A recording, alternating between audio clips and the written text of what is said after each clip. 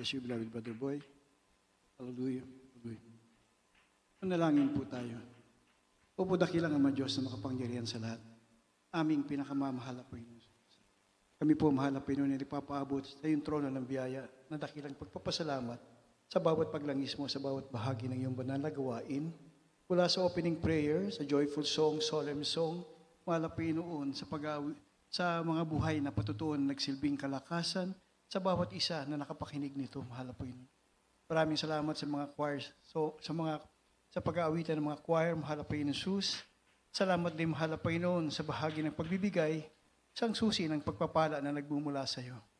Mahal na Panginoon, dumako kami sa pag-aaral ng iyong salita. Mahal na Panginoon, humingi po ako sa iyo ng habag-awa. Mahal na Panginoon, gabayan mo po ako, hanggang sa akin wala po akong magagawa.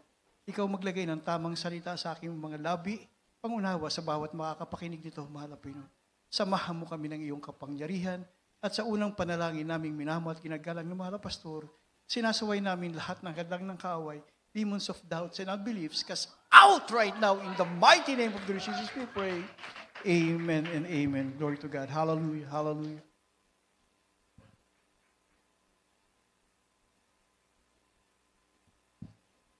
Praise the Lord. Hallelujah. Ako muna higit sa lahat, ako muna ay bumabati sa ating pinakamamahal na Panginoong Hesus, sa kanyang kabutihan, sa kanyang walang hanggang pag-ibig sa bawat isa sa atin. Ang pinakamataas na pagpupuri, pagluluwalhati ay para lamang sa ating pinakamamahal na Panginoong Hesus, at patuloy natin inaalala ang kabutihan at ang pag-angalaga ng ating minamahal kagalang-galang na mahal na pastor, beloved Honorable Pastor Will de Estrada Almeda, dearest Papa, at katuwang nga ating minamahal inagalang na Assistant Pastor, dearest Mama, Dina C. Almeda. At ako po yung nagpapaabot din ng aking pagbati sa aking beloved wife na nasa Pilipinas sa patuloy siyang tumutunghay sa ating banal na gawain. Maraming salamat sa mahal na Panginoon. Binabati ko rin po aking mga anak. Bumabati rin po ako sa lahat ng aming mahal na mga kapatid. Bumabati rin po ako sa ating kapwa mangangaral, kapwa mga manggagawa na naririto, sa lahat po ng ating mga beloved choir members, instrumentalists, sa lahat po ng ating matatapat na mga kapatiran, bisita, sa mga elders of the church. Welcome po kayo sa ating gawain, na ating pinakamamahal na Panginoon, at binabati ko rin po lahat na nanonood sa ating webcast. Nawa ay sana sa mga susunod na panahon, kung talaga sila ay may mga panahon, sila na may dumalo. Hindi wag silang mabuhay ng panonood lamang sa webcast sapagkat mas masarap kung tayo'y sama-samang lumulwalhati, nagpupuri sa ating pinakamamahal na Panginoong Hesus. Hallelujah. Mga minamahal, sa ating panahon ngayon, maraming tinatawag na pag-aalala. In our lives, maraming worry. Marami tayong ginagawang mga bagay na hindi natin magkaroon tayo ng kasiguruhan. Ngunit tayo ay pinagpala dito sa ating banal na gawain sa Jesus Miracle Crusade International Ministry dahil bilang mga totoong Kristiyano, anak ng mahal na Panginoon, ay meron tayong isang totoong tao ng Diyos na nagturo sa atin na without any reservation. Tinuruan tayo ng ating minamahal na mga magulang sa mahal na Panginoon kung paano mabuhay. Tayo'y pinagpala dahil ang mundong ito, sabi nga, ay punong-puno ng pag-aalala. Kaya nga ang topic natin ngayon why there is victory over worry. Bakit may katagumpayan ang pag-aalala? Bakit mayroong katagumpayan ang laban sa pag-aalala? Mga minamahal, sabi nga, may survey dito sa Amerika because of worry, anxieties. Sabi nga, in 2023, 1.5 million suicide attempt in the U.S. In same year, 2023, 49,316 Americans died because of suicide. Because of anxiety, loss of focus, fear, worry in works, worry in families, business, in studying, hopelessness, despair, trauma. Ang biggest killer pala sa mga lalaki, sa mga kalalakihan, under 45, ito palang suicide. And worldwide, more than 700,000 died due to suicide every year. Mapalad tayo mga minamahal dahil tayo ay we overcome that kind of trauma in our lives. We overcome everything na hindi kayang talunin ng mga nasa sanglibutan. We're so blessed. Kaya nga sabi, ano ba yung worry na hindi nila malampasan? Sabi, worry is concerned about something that we cannot do anything and we cannot even be sure of. Hindi pala tayo sigurado kung paano natin lalampasan ang pag-alala. If we are not equipped, kung ating lang kaalaman, hindi natin kakayanin. Kasi feeling of worrying is to think about problems or unpleasant things that may happen in a way that makes us feel unhappy, frightened, desperate, bothered, sad, loss of focus, and fear. Paano natin makakayanan to by ourselves? Kaya nga sabing ganun karami ang nagpapakamatay because of anxieties and because of worrying in their daily lives. Kaya nga tinuruan tayo, kaya nga meron tayong pag-aaral ngayon, bakit mayroong katagumpayan laban sa pag-aalala. Worry is something that we cannot face and we have no power to overcome. But, sabi nga, ano ba yung victory naman? What is the power of victory over worrying? Victory is an art of defeating enemy.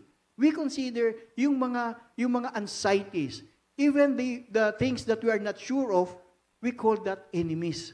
Kasi yun ang gumigiba sa atin. Yun ang nagbibigay sa atin ng mga uncertainties. Yun ang nagbibigay sa atin ng mga alalahanin. In our lives, parang ayoko na, nahihirapan na ako, parang hindi pwede mangyari. Baka ganito, baka ganito. Pumapasok sa atin ang mga pag-alala o yung mga worrying yun without us knowing kung hanggang saan ba, and we don't know how to face them. Because we are human who has limited incapacity of thinking and classifying what is worrying. Hindi natin alam yun. Parang dun sa sinasabi, di ba? Yung, for God so loved the world that whoever believe in Him will not perish but will have eternal life. Eternal life, we can explain eternal life is walang hanggang buhay sa mahal na Panginoon. But to perish, we cannot tell the meaning of perish. Mawawala ka dahil mapupunta ka sa kapahamakan. Ang kapahamakan is endless. Kaya pag sinabi na pahamak ka, na nangyari sa'yo, may mas higit pa dyan. Kaya pag ikaw ay sinasabi nga, huwag tayong madala sa kapahamakan. Remember, sabi ng mahal na Panginoon, today I'll give you a day to choose between life or death, good or evil. Pinamili tayo ng mahal na Panginoon, binigyan tayo ng panahon, araw, na piliin natin kamatayan o buhay, kabutihan o kasamaan. Pero ang sunod doon, sa huli-huli ron, binigyan tayo ng mahal na Panginoon na kung anong pipiliin. Ang sabi ng mahal na Panginoon, choose life. That is how God loves us. Pumili ka sa araw na ito. Kasamaan, kabutihan. Pero because we have favored tayo sa mahal na Panginoon, because He created us, para naglambing ang mahal na Panginoon, choose life. Parang binigyan tayo ng sign. So, nasa atin na lang yun if we want to follow ng sinabi ng mahal na Panginoon, choose life. So, ngayon, para natin maintindihan kung ano ba ang meron sa atin, kung bakit tinatawag tayo overcomer tayo ng mga worry, ng mga anxieties. Bakit? Ano yung katagumpayan nasa atin? I know every one of us knows almost every verse in the Bible that gives us assurance of victory. Kaya lang gusto ko po magpaalala. Kasi minsan lang naman tayo magkasama. Di ba, may mga ganong pagkakataon, minsan kayo makita ng iyong kaibigan, kamusta ka na, Brad? Kamusta ka? Pag at the end of the day, bago kayo maghiwalay, pare, ingat ka, ingatan mo pamilya mo. So there are all advices and precautions sa kanya. Kasi you love him dearly. Tayo higit pa roon. Dahil tayo magkakapatid na magkakahiwalay lang ng ating mga ina-attendan. But we are all under one ministry. At isa lang ang nangunguna sa atin, ang ating minamahal at ginagalang na mahal na pastor. Kung titignan natin, saan ba tayo inumpisahan ng mahal na Panginoon? Para sanabihin sa atin na huwag tayong mag-alala. Basahin po natin yung Jeremiah 29:11. Sabi dito, sa Tagalog po. Amen. Praise the Lord. Sa aklat po ng Jeremias, 29, talata po'y 11, sapagkat nalalaman ko ang mga pag-iisip na aking iniisip sa inyo. Sabi ng Panginoon na mga pag-iisip tungkol sa kapayapaan at hindi tungkol sa kasamaan, upang bigyan kayo ng pag-asa sa inyong huling wakas. Amen. Amen. Ang sabi rito sa English, for I know the thoughts that I think towards you. Tayo. Sino yung nagsalita sa atin? Said the Lord. Ang mahal na Panginoon pala. Ang sabi ng mahal na Panginoon, alam ko, ang iniisip ko sa iyo na para sa iyo. Ang iniisip ko sa iyo ay kapayapaan. If God tells us na ang kanyang salita ay totoo at sinasabi niya ang kanyang bitiin, ang kanyang puso, ay magkaroon tayo ng kapayapaan at hindi tayo mapahamak at makuha natin ang ating hinahanap na buhay na walang hanggan. That is the God who loves us so much. Yung kanyang pag-iisip ay para sa ating kapakanan at sa ating kapayapaan. Pero paano natin sasabihin, totoo ba yun? Hanggang kailan yan? Hanggang kailan ang salita ng mahal na Panginoon? Ano sinabi sa Matthew 24:35? Heaven and earth shall pass away, but my word shall not pass. So meron pala tayong pinanghahawakan. Pinanghahawakan pala. Itong mga verses na to, it means assurance. Kasiguruhan. Pero sabi nga, my thoughts, I think towards you, thoughts of peace. Para mapatunayan mo yan, mawawala ang langit at ang mundong ito, pero ang matibay na salita ko ay hindi mawawala. So pwede natin palang bitbitin yun. There is a great assurance in our lives na ang salita ng mahal na Panginoon na ibinigay sa atin ay pwede natin pagyamanin. Hindi pwede itong nakawin kasi ito'y ating binabaunan ng pananampalataya, pagtitiwala at pagmamahal sa ating pinakamamahal na Panginoon. Sabi nga, assurance from the loving God. Hindi ito basta-basta assurance na galing sa isang kilalang tao, mayaman na tao, impluwensyadong tao. No. It comes from our loving God. His word, kanyang salita, Panginoon mahal. Pag sinabi natin, yung langit at lupa, mawawala, ngunit ang aking salita, hindi mawawala. Kaya katibayan, ang may nagtatanong na naman, totoo ba to? Totoo ba itong sinasabi ng mahal na Panginoon? Ano sabi doon sa Hebrews 16:18? It was impossible to God to lie. Imposible sa mahal na Panginoon magsinungaling. So itong mga verses na binasa natin, ito yung verses na para malaman natin kung anong naisin ng mahal na Panginoon sa atin, naisin din natin, makitang matibay pala yung naisin ng mahal na Panginoon ayon sa kanyang salita, at sabi sa dulo, ang mahal na Panginoon pala ay hindi pwede magsinungaling. So ang kanyang sinasabi ay may katotohanan, may importansya, may kapangyarihan. Amen. So God's word, God's promise, and God's truthfulness applies to His words in all scriptures. Sa lahat pala ng salita ng mahal na Panginoon. Scripture is the inspired word of God. Ito pala'y talagang presensya ng mahal na Panginoon. It is completely true and trustworthy. Meron pala itong katotohanan at meron itong katapatan. Kaya sabi natin, palagi natin alalahanin yung mga kabutihan na sinasabi ng mahal na Panginoon. Kaya sabi ng mahal na Panginoon dito, pag ikaw ay ang sinabi ng mahal na Panginoon dito na ang aking salita ay hindi magwawaliw, hindi mawawala.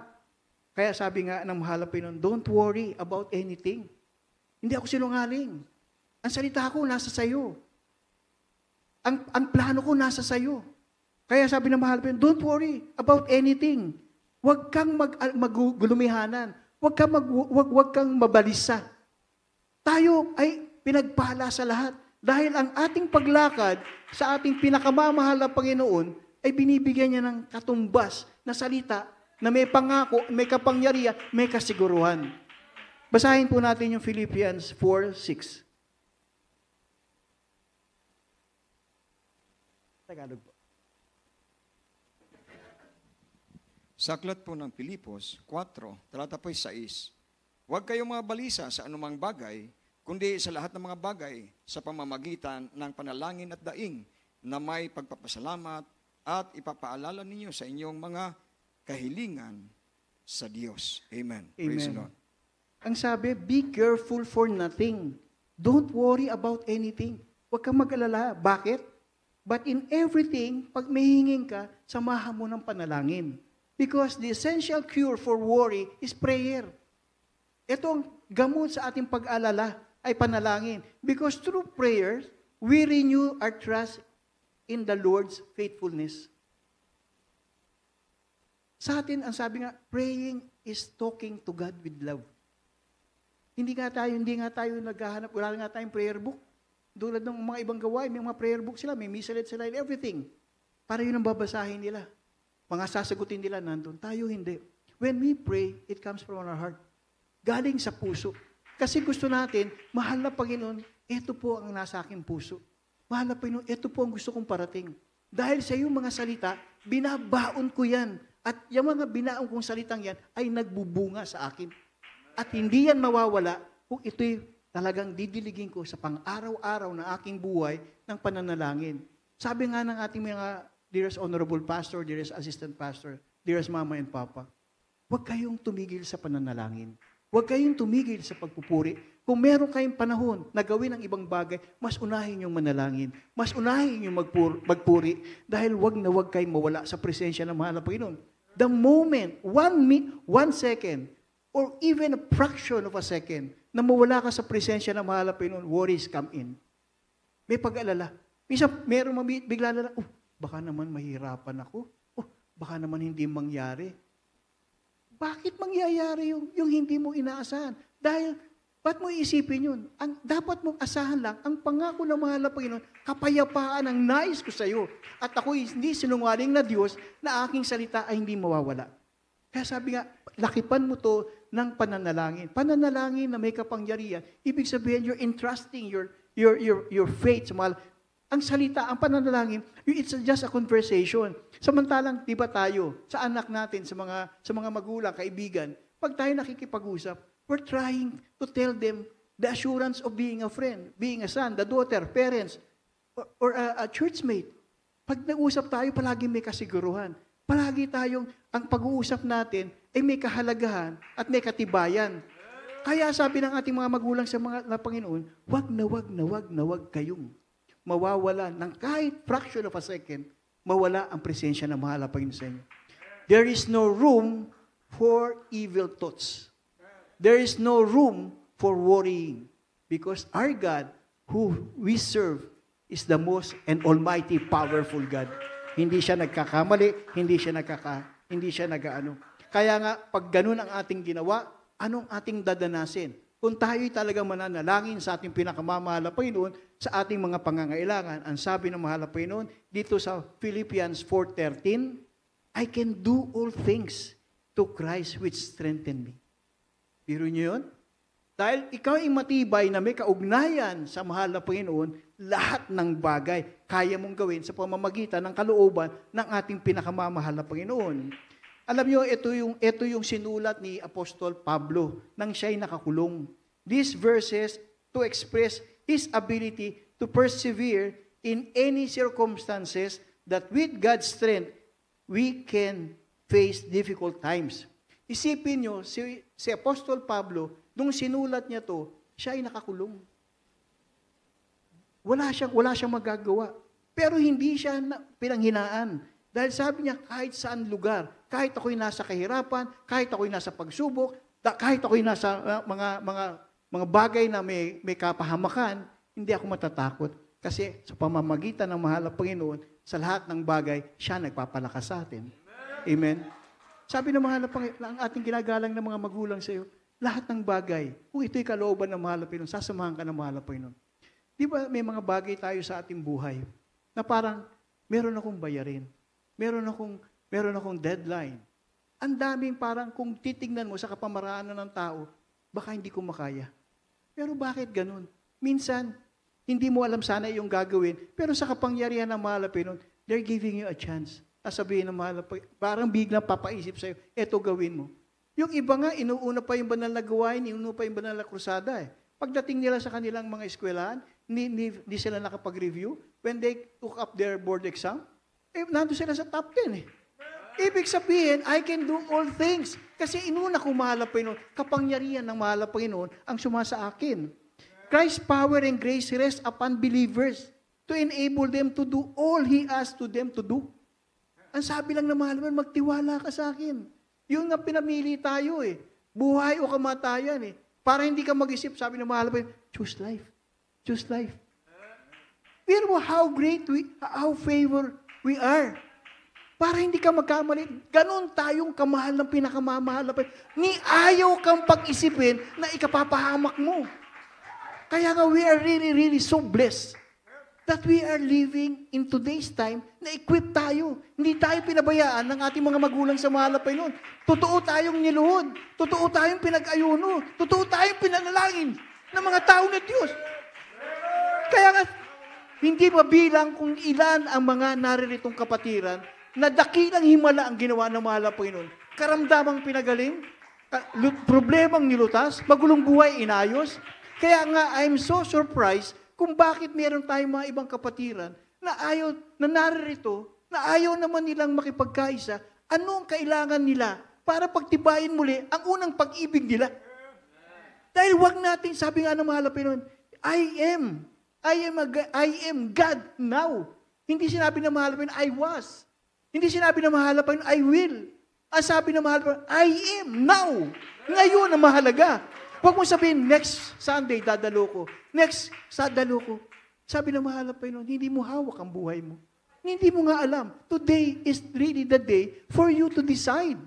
Kaya sabi nga ng mahal na Panginoon, today I give you a day to choose. Hindi naman sinabi ng mahal na Panginoon, tomorrow you will choose. And sabi ng mahal na Panginoon, di ba pumili ka na? No, today. Bakit mahalaga sa mahal na Panginoon today? Kasi yun ang magaganap. Yun ang nangyayari. Kaya sabi ng ating minamahal, ginagalang ng mahal na pastor, every time you go to a service, every time you attend a church service, make it a point. Sabihin mo sarili mo, itong huli kong araw na pagdalo. This is the day. And tomorrow or later, our loving God will come to get us for His glory. Pero nakakatakot, sasabihin mo bukas, wala nang bukas. We never tell. COVID nga, hindi natin alam. Today lang, ang ganda ng buhay ng everyone. Maganda yung mayayaman, maganda ang buhay. Yung mga iba, talaga may mga negosyo, ang tataas ng kanilang mga plano, ang mga kanilang mga dadagdag sa kanilang negosyo. Pero what happened? Overnight, nawala lahat yun. Yung mayaman, mahirap pantay. Yung mayaman na may hanap buhay, may negosyo, at yung mga ordinaryong mamamayan na may trabaho, lahat sila pantay-pantay, walang negosyo, walang hanap buhay. And also one thing, remember yun sa Israel, meron silang festival during that time. Sabihin natin, 7:58, 7:59, masaya pa sila. Meron pa silang festival, 8 o'clock. 8 a.m. Pumasok doon, is it the Hamas? Tapos ang kanilang kaligayahan. Fraction of a second, nagbago lahat. Yung ba gusto natin mawala? Gusto niyo ba yung fraction of a second na andyan na pala ang mahal na Panginoon? Hindi mo pa gagawin? Because you are given a time to choose. Sabi ng mahal na Panginoon, nagpapakilala ang mahal na Panginoon, I am. I am. Hindi I was. Hindi I will. I am. Pag sinabing ngayon, eto ko ang Diyos na iyong pinaglilingkuran. Amen? Kaya nga, sabi ng mahal na Panginoon, hindi ka dapat mawala ng pag-asa. Ikaw ba'y pababayaan ng mahal na Panginoon? Sabi ng mahal na Panginoon dito sa 2 Corinthians 12:9. And He said unto me, my grace is sufficient unto thee. Sabi, for my strength is made perfect in your weakness. Kung ikaw ay mahina, saan ka sasandal? Sa mahinang tao na walang kaalam-alam sa kinabukasan, sumasandal tayo sa makapangyarihang mahal na Panginoon. Because He is today, He is yesterday, today, and forever. Siya ang Alpha and Omega. How can you trust somebody na pumasok lang sa mundo, sa kalagitnaan, hindi niya nga alam ang pinagmulan at hindi rin niya alam ang katapus-tapusan? Kaya nga sabi nga natin doon, unahin natin ang mahal na Panginoon, kilalanin natin ang mahal na Panginoon dahil siya nakakaalam ng nakaraan at hanggang hangganan. That is because Alpha and Omega. Yan ang Diyos natin pinaglilingkuran. Huwag po natin tanggalin yun sa ating mga puso. Ano ba yung pinag-uusapan yung grace ng mahal na Panginoon? Ano ba yung grasyang yan? Grace is God's presence, favor, and power. It is an heavenly strength bestowed on those who call upon God. Pag ikaw pala yung lang sanglibutan may utang ka patawarin mo na ako. nag-iisip pa, o sige, para sa'yo. Yun lang, utang lang yun. Ito, ang binibigay sa iyo ng mahal na Panginoon, kapayapaan. Kapayapaan na kahit saan ka pumunta at saan kahit anong gawin mo, kung ikaw ay pumapaloob sa kapangyarihan ng mahal na Panginoon, ikaw ay pumapasok sa kanyang banal na grasya. The power of Christ is descend on us and dwell within us as we walk through the life forward in our heavenly home. Doon pala tayo pupunta. Kaya sabi ng mahal na Panginoon, pagtiwalaan mo ko, at ano sabi rin ng mahal na Panginoon sa Proverbs 3, 5, and 6, ito pong mga talatang ito na parang pag pinagsama-sama natin, makikita nyo, habang pag-aralan nyo ito sa inyong tahanan, ito pala'y unti-unting bumubuo sa atin pananampalataya sa mahal na Panginoon. Ano ba yung Proverbs 3, 5, and 6? Pakibasa na lang po sa Tagalog. Mga Kawikaan, Kapitulo 3, versikulo 5 at 6. Tumiwala ka sa Panginoon ng buong puso mo at huwag kang manalig sa iyong sariling kaunawaan. Sa ilis kilalanin mo siya sa lahat ng iyong mga lakad at kanyang ituturo ang iyong mga landas. Amen. Palakpakan po natin ating pinakamamahal na Panginoon. Ang sabi, trust in the Lord with all your heart. Yung puso nga natin, yun ang umaabot sa puso ng mahal na Panginoon. At huwag ka daw humilig sa iyong sariling kaalaman. Our own understanding is limited, capable of making mistakes. Hindi natin nga sigurado ang bukas Kaya nga, baka. Kaya nga minsan meron tayong ginagawa, kumukuha pa tayong insurance Pero insurance, hindi natin alam kung magsasara o patuloy na bukas. So wala ka tayong katiyakan.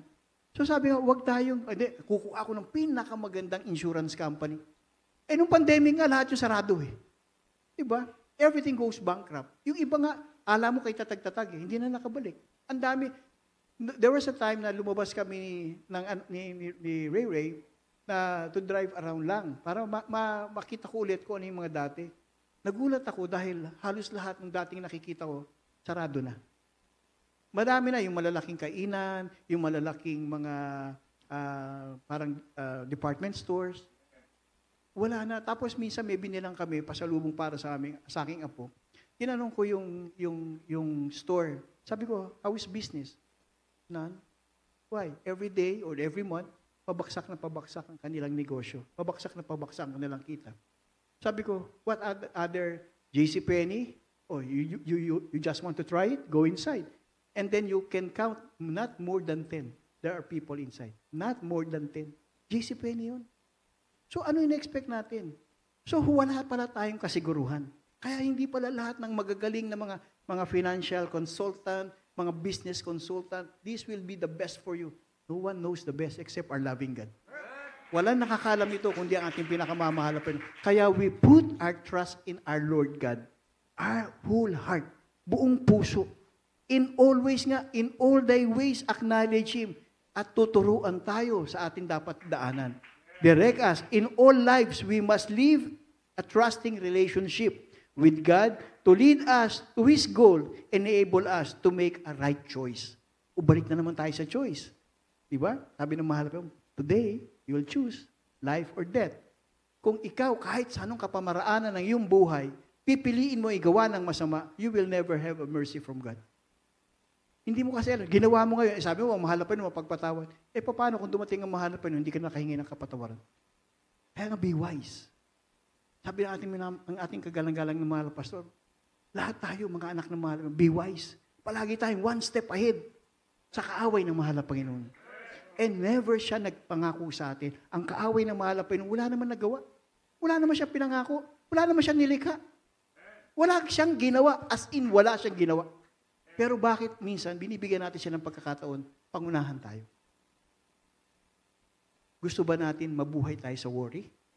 Oh, let's try the victory. In Jesus' name, makita natin to. Kaya nga, I'm imparting to you itong mga verses na to. Kasi this is powerful verses na talaga natin dapat panghawakan. Kasi saan ka magtitiwala? Hindi ka magtitiwala sa isip lang, sa iyong puso. Your heart talks to God's heart.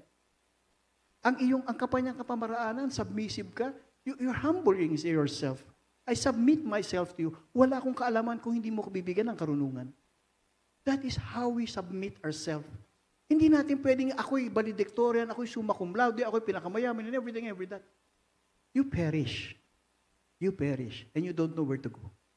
But if I have the promises of God in my heart, dwelling, I am sure that I will always be in the presence of God.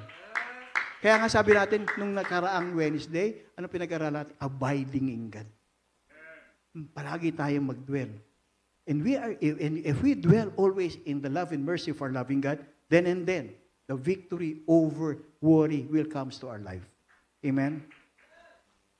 Kaya nga sabi dito, sa Joshua 1, 5 and 7 po. Josue Kapitulo 1, versikulo 5 at 7. Walang makatatayong sinumang tao sa harap mo sa lahat ng mga araw na iyong buhay. Kung paanong ako'y sumakay Moises, ay gayon ako sa iyo. Hindi kita iiwan, ni pababayaan kita.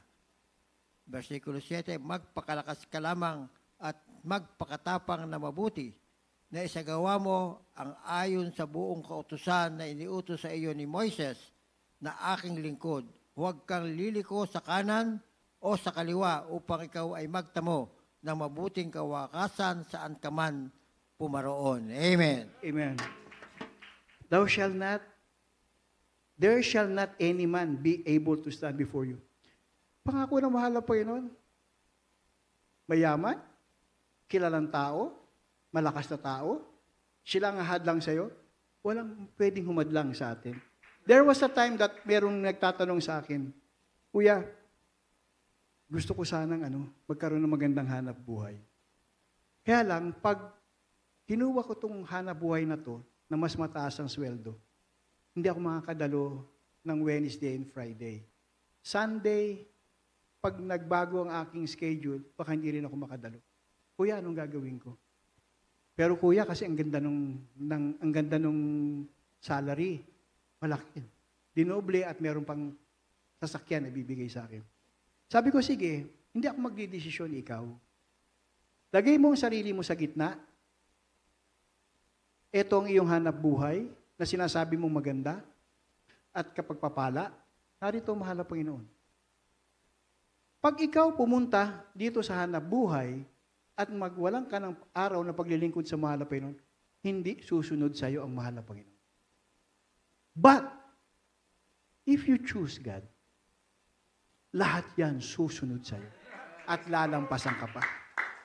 Sabi ko, it's just a matter of choosing. Diba? Palagi tayong pinamimili naman. Kasi yun nga nilikha tayo ng mahal na Panginoon ayon sa kanyang wangis. Pero hindi tayo diniktahan. Binigyan tayo ng pagkakataon to choose. Kaya nga nagkasala si Eva at Adan. Pero nakikita nyo ang provision ng mahal na Panginoon. That time na nagkasala ang tao at nahiwalay tayo sa presensya ng mahal na Panginoon, hindi naman pinabayaan tayo o si Eva at Adan bago lumabas, pinabayaan na. No. The prophetic gospel happened on that garden, on the paradise. Ang sabi ng mahal na Panginoon, di ba?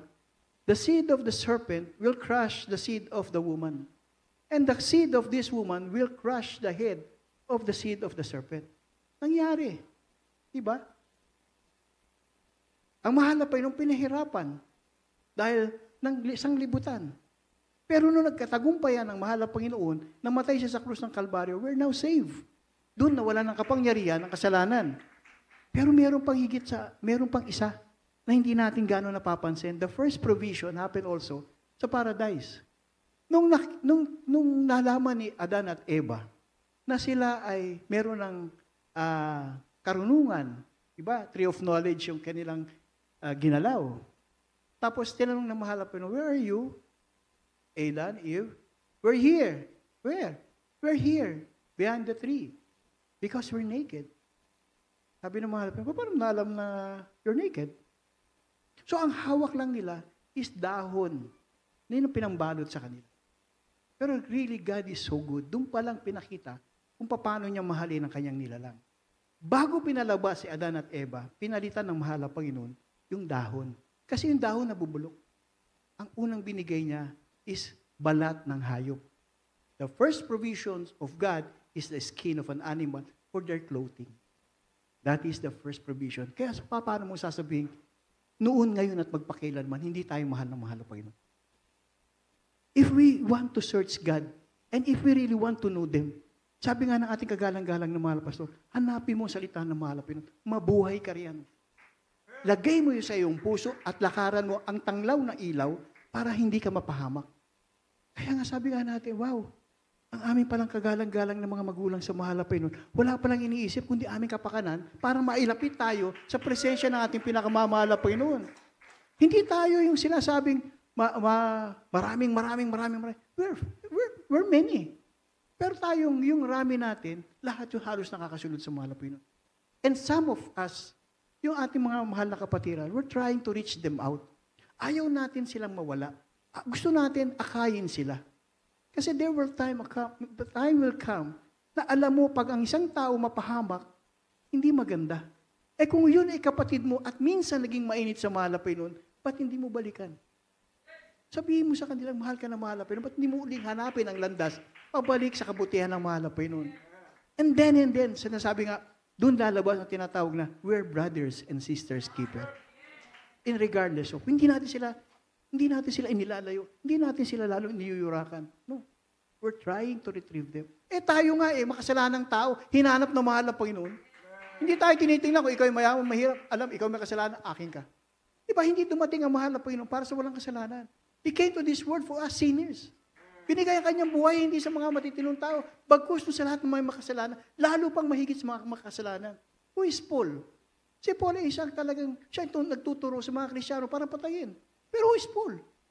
Nung tinanggap niya mahal na Panginoon, sino siya? Yung si Longhino, yung sumundot doon sa tagiliran ng mahal na Panginoon, yung nakabayuboy sa krus, sinundot niya yun. What happened? Up to the last second, merong himala ginawa ng mahal na Panginoon. Nung bumaksak yung dugo sa kanyang mata, he was very, very surprised kasi nung naglalakad siya, sabi niya, something changed in my life. Pero may nabago sa aking buhay. At noon nakita niya nagbago siya, nakakita siya. At hindi na siya nagpatuloy na maging senturyon. He finds himself out and look and follow the way. Ganun po ang pati yung mga ibang eskriba. Kasi nga, ang nangyayari nung araw, paramihan. Pag marami, sama ako. Pag ganyan, sama ako. Pero hindi tayo ginawa ng ating mga magulang. Sabi ng mahal na Panginoon, sabi ng ating mga magulang sa mahal na Panginoon, ating kagalang-galang na mahal na pastor, tuturuan niya tayo. Tuturuan tayo ng ating mga magulang sa mahal na Panginoon kung anong nararapat. Puti kung puti, itim kung itim. We don't compromise. We don't need to compromise for us to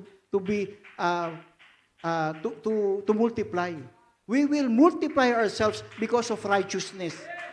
Magiging marami tayo dahil sa katwiran, dahil sa kapangyarihan ng mahal na Panginoon. Hindi dahil tayo ay umaayon sa gawa ng sanlibutan. We will never do that. Kung ano tinuro na ating mga magulang sa mahal na Panginoon noon, hanggang ngayon susundin natin yun. At hindi natin papalitan, tatayuan natin yun na may kapangyarihan nagmumula sa mahal na Panginoon. Yes, kasi dyan ako naligtas. Yan ang nagbigay sa akin ng pag-asa. Wala naman nagbigay ng ibang tao Wala naman nagbigay sa akin ng pag-asa Kaya nga ako, minsan, sinasabi ko, there is only one man of God in my life. That is my testimony, and that is our honorable pastor. No one can change that testimony of mine. Hindi pwede akong impluwensya na, hindi, lahat sila man of God. No. For me, in my own testimony, my dear honorable pastor is the only man of God for me. Kasi wala naman nanalangin Because of his prayer, fasting, nakarating sa akin ang ebanghelyo ng mahal na Panginoon. Hindi ako napabayaan. Palagi akong naiisip ng mahal na Panginoon because I surrender myself, I follow the teachings, tapos sasabihin mo, baguhin ko, at hindi ko gagawin. Sabihin mo nang hindi ako sumusunod kung tao lang ang mag-uutos. Pero kung ang tao ng Diyos ang mag-uutos, susundin ko. Amen. Yun po lang ating gustong alamin sa ating mga buhay. Kaya nga, kung tayo ngayon ay may kasiguruhan, if we're really walking in the presence of God, victories sa katagumpayan na binigay ng mahal na Panginoon. Ano sabi rito sa Matthew 6:25, 32, and 33? Sa aklat ng Mateo, talatang 6, versikulo 25, talon sa 33, 32, and 33. 26, 24, 25.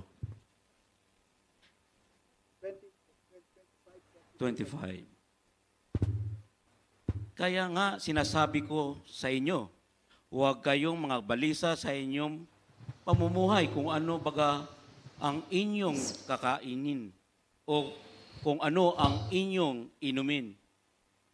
Kahit ang sa inyong katawan kung ano ang inyong daramtin, hindi baga mahigit ang buhay kaysa pagkain at ang katawan kaysa panamit. 31, 32. Sapagkat ang lahat ng mga bagay na ito ay siyang pinaghahanap ng mga hintil. Yamang talastas ng inyong Ama sa kalangitan na kinakailangan ninyo ang lahat ng mga bagay na ito. 33, datapwat hanapin muna ninyo ang kanyang kaharian at ang kanyang katuwiran at ang lahat ng mga bagay na ito ay pawang idaragdag sa inyo. Amen. Amen. Paliwanag ko lang po ng bahagya. But sinabi rito, therefore, I said unto you, take no thoughts for your life. Huwag ka mabalisa sa iyong buhay. Kung ang iniisip mo lang ay iyong buhay, paano palulusugin, paano ito pagyayamanin, at ang susundin mo naman yung kalooban ng tao, hindi na kailangan para magkaroon ka pa ng buhay. Kasi ang kaduluduluhan ng kapahamakan. What's the use of having good life? Best food, best body, best everything. If you lose the mercy and grace of God. Diba, mas mahirap yun? Kasi sabi nga ng mahal na Panginoon, your heavenly Father know that they have need of these all things. Kailangan pala yan eh. So, anong sabi ng mahal na Panginoon? Linawin natin ha? Kailangan mo ng buhay na maganda? Kailangan mo may kinakain? Kailangan mo may damit? Kailangan mo lahat ng mga bagay nito? Alam na ng mahal na Panginoon yan. Sabi ng mahal, alam ko na lahat yan. Pero ito lang papagawa ko sa inyo. Seek first the kingdom of God and His righteousness. At lahat ng bagay na yan ay ibibigay ko sa iyo. So, yung pala para ikaw ay magkaroon ng mabuting buhay, hindi ka pamaraanan ng tao. It is always looking forward o how will you find the righteous in God at paano mo hahanapin ang kabutihan ng kanyang kaharian. Sabi ka, aim natin is heaven. Ang aim natin is kalangitan. Kaya nga sabi, di ba? You must be born again in order to see the kingdom of heaven. John 3:5, you must be baptized in water and in spirit for you to enter the kingdom of God. Ngayon, pag nagawa mo yun, nakilala mo mahal na Panginoon, you surrender yourself, nagpabautismo ka sa tubig at binautismo ka ng Espiritu Santo. Then and then, the fruit of the Holy Spirit dwells in you. Ngayon, pag nasa sayo na ang Espiritu Santo, ang fruit of the Holy Spirit, that is the Christ-like. That is the image of God. When you have the image of God, doon pumapasok na hindi na ikaw ang dating ikaw. Ikaw ngayon ay binago ayon sa pagbabago ng ating pinakamamahal na Panginoon. So, naunawaan natin, ang ating palang mission, ang ating palang katagumpayan, kung makukuha natin yung 9 fruit of the Holy Spirit. Yun po ang inyong assignment. Yun po ang inyong assignment. The 9 fruit of the Holy Spirit, araw-araw check nyo. May pag-ibig ba ako? Meron ba akong pangunawa? Meron ba akong long suffering? Meron ba akong gentle, meekness? Meron ba akong nagagawang ganun? Pag hindi ko magawa yun, teka muna, mahal na Panginoon, wag ka muna. Wala pa pala ako sa presensya mo. It is our role. Sabi nga, we have to work out for our own salvation. Amen. Kaya nga merong isang tao ng Diyos, nagbinigay ng mahal na Panginoon para tayo aralan, turuan ng mainam para hindi tayo maligaw. Kaya kung iisipin nyo, ganito pala ang dapat kong gawin. Mahal na Panginoon, because sabi mo sa akin, choose life, I'll do that. Pero tulungan mo ko to overcome everything. Kailangan ko magampanan ang 9 fruit of the Holy Spirit in my life. Kung ito lahat ang magaganap sa ating buhay, tayo ang pinagpala sa lahat ng pinagpala. Sabi, for the Lord your God is He who gives with you to fight for you against your enemies and to give you the victory. Kaya nga, sabi nga, why there is victory over worry? Kasi there is a loving God who loves us so much and He will never leave us nor forsake us. Tumayo po tayo at awitan natin ang ating pinakamamahal na Panginoon.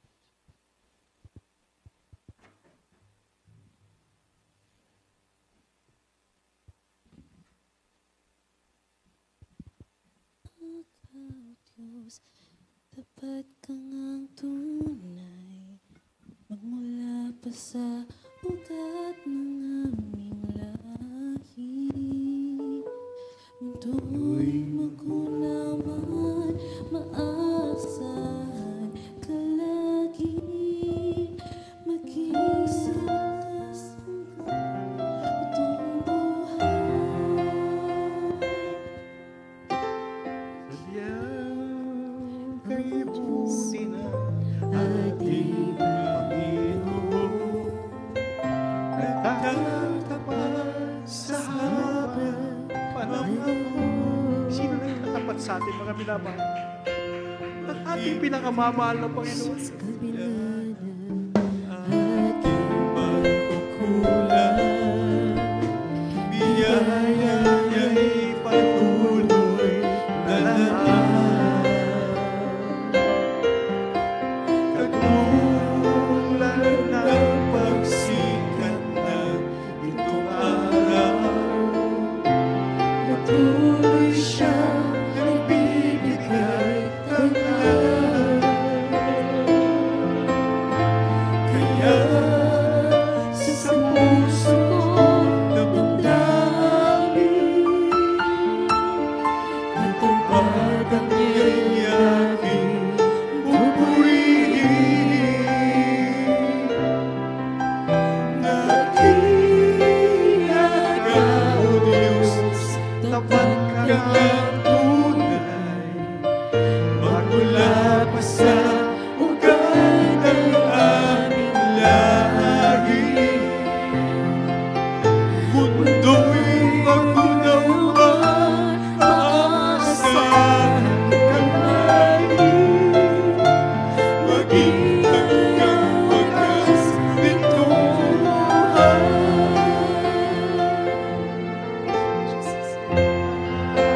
O Diyos, Ika'y aking purihin, sa buong mundo'y aking aawitin. Dakila ang iyong katapatan, pag-ibig mo'y walang hanggan. Dakila ka, O Diyos, tapat ka ngang tunay, magmula pa sa ugat ng aming lahi. Mundo'y magunawan, maasahan ka lagi, maging hanggang wakas nitong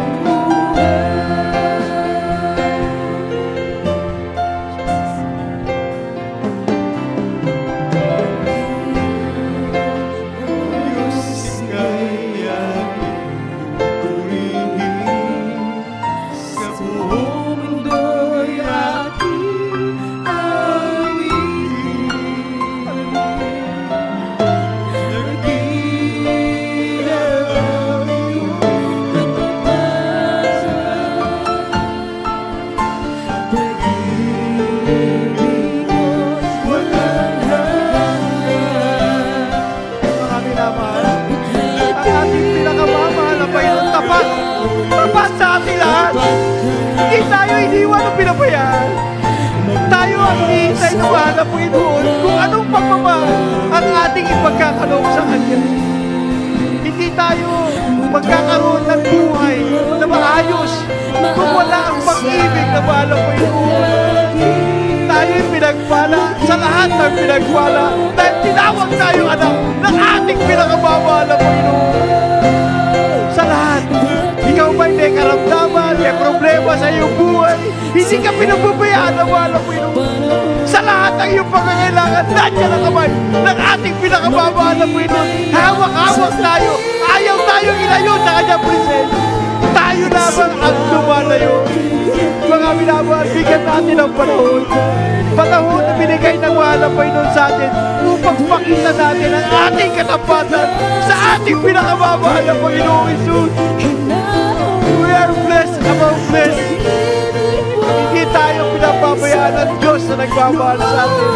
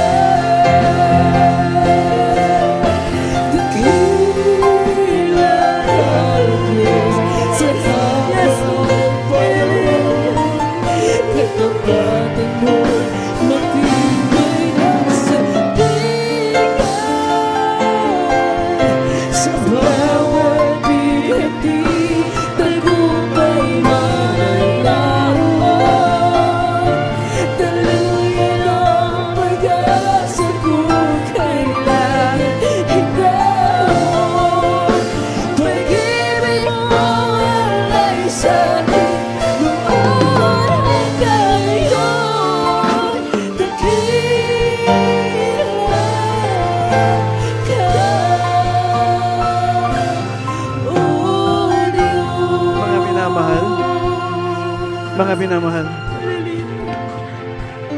sa oras na to, iniiwan ko sa inyo ang pagpapasya.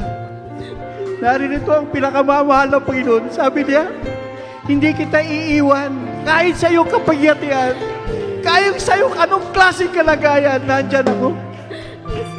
Ikaw ang akin tinatanong, mahal mo ba ako? Importante ba sa iyo ang kaligtasang pinagkaloob ko? Totoo bang ikaw ay nagmamahal sa akin? Sabi na bahala pa nun, I've proven myself to you. Iniisip mo pa lang, pinagkakaloob ko na sa iyo. Sa lahat ng ginagawa sa iyo, sa mga pag-iingat na binigay ng mahal na Pinoy. Sa lahat ng iyong pangangailangan, provisions from our loving God. He never will give us something. Sabi ng mahal na Pinoy, pagbalik ko, nandiyan ka ba, anak? Pagbalik ko, nakikita kita kay anak? Pagbalik ko, anak, binigyan mo ba ng kahalagahan ng aking paghihirap sa'yo? Kailan mo ibibigay sa akin? Ang pinanong ko sa'yo, kung mahal mo ako. Bakit ang mahal na Panginoon nagtatanong pa sa atin kung mahal natin ang mahal na Panginoon? Sabi nga, ang mahal na Panginoon, for God so loved the world. Sabi niya, sukdulang pag-ibig ang binigay ng mahal na Panginoon. Pero ang ating pinakamamahal na Panginoon nagtatanong, do you love me? Bakit tayo? Para nagkakait ng pagmamahal, totoong pagmamahal sa mahal na Panginoon. Ano ba kailangan natin? Para patunayan ang mahal na Panginoon na mahal niya tayo. Ano ba iniisip natin? Ano ba kakulangan ng mahal na Panginoon sa ating buhay? Ang tanong, totoo ba tayong sumunod at tumanggap sa pinakamamahal na Panginoon? Nakakatakot. Dahil dumating ang panahon, sabi, Lord, ang sabi ng mahal na Panginoon, I never knew you. Lord, ako yung anak mo. Sabi ng mahal mo, hindi kita kilala. Kasi hindi ko maramdaman ang pag-ibig na sinasabi mong mahal mo ako. Pero kung alam na alam mong mahal kita, dahil sa lahat ng iyong pagkakamali, pinatawad kita. Sa lahat ng iyong pagkukulang, pinruwaynan kita. Sa lahat yung panalangin, pinagkakaloob ko sa iyo. Bakit parang hirap na hirap kang mahalin ako? Sa inyo iniiwanan ko yan, mga minamahal na mga kapatiran. Pinagtrabaho ng ating mga magulang sa mahal na Panginoon ang ating kaligtasan na makakilala tayo sa mahal na Panginoon na totoong nagmamahal sa atin. Hindi na natin sila kasama. Ang kanilang nasa sa isip, for 50 years, inakay tayo na makarating tayo sa ating pananampalatayang dapat pagtibayin ng bawat isa. Wala na yung kamay na yun. Yung kamay ng ating mga magulang na mahal na Panginoon, nasa atin na. Upang tayo naman ang umakay sa bagong henerasyon para makarating sa kanila ang tinuro sa atin ng ating mga magulang at para sila rin pagyamanin ng mahal na Panginoon sa pananampalataya. At minsan tayong lahat sabay-sabay nating sabihin, mahal na Panginoon, minamahal kita. Yan po ang aking gustong iwan sa inyo. I cannot give you anything. I cannot give you material things. Ang gusto ko lang, kung ano yung natutunan ko sa ating mga magulang sa mahal na Panginoon, ini-impart ko sa inyo. Yan ay kayamanan na hindi pwedeng nakawin, pero pwedeng palaguin, pwedeng pagtibayin, at pwedeng pagyamanin sa lahat. Have mercy sa atin. Sana kahabagan pa tayo ng mahal na Panginoon. There is more time. Or should I say, maybe there's only a little time. Kung hindi pa natin gagawin, ipapakita natin ang ating kainitan sa paglilingkod sa mahal na Panginoon. Maybe it's too late. Tanungin ng mahal na Panginoon, who are you? I never knew you. Masakit sa atin yun. Ang gusto natin, sasabihin ng mahal na Panginoon, welcome my faithful servant. Pumasok ka sa aking kaharian. Mabuhay ka sa pangako ng buhay na walang hanggan. That is what we want in each one of us. Yan ang gusto natin mangyari sa ating buhay. Hindi tayo nagpapagalingan dito. Nag-aakayan tayo para bumalik tayo sa presensya ng mahal na Panginoon. And I am praying na patuloy natin gawin ang inata sa atin ng ating mga magulang sa mahal na Panginoon. Yung at kung saan tayo inakay na ating mga magulang sa mahal pa yun, doon tayo magsimulang umakay ng mga kaluluwa patungo sa presensya ng ating pinakamamahal na Panginoong Jesus. Hallelujah. Purihin po natin ang ating pinakamamahal na Panginoon. Binibigay ko na buong pagkakataon sa ating beloved brother Ted.